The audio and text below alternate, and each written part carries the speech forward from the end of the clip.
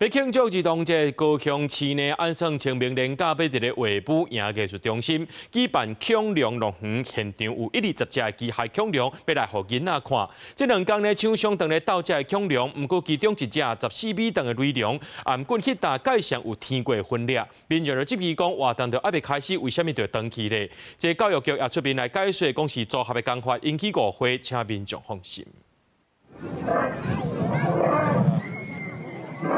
恐龍頭哪叫，尾哪喊，佫會發出叫聲。這是準備要佇衛武營展演的機械恐龍。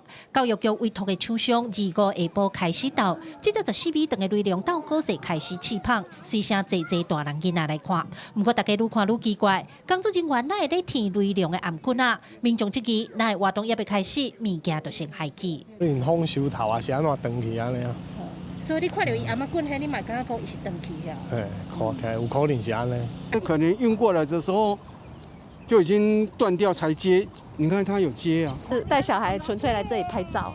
啊，你有聽人講恐龍發生什麼代誌？好，新聞上我看好像是說搬運的時候弄到的。看到大家攏咧風聲，衛武營展示的恐龍頭斷去，主辦的高雄市教育局趕緊出面來澄清，講這隻雷龍因為體型較大，為着好運送，原地設計頭甲身軀都是分開的。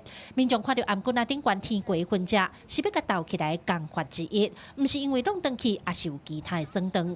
第一個把頭接上去的時候，然後會用螺絲固定，這是第一個步驟。然後再來，因為它皮的部分要做縫合，縫合完之後，我們會再上一個膠，然後把它蓋住，然後之後會再用那個噴漆，然後最後再上油性的原料，復原它皮膚的顏色。因為雷龍也未完全鬥過，教育局也特別佇頭前掛牌啊，甲大家說明，講這唔是受傷。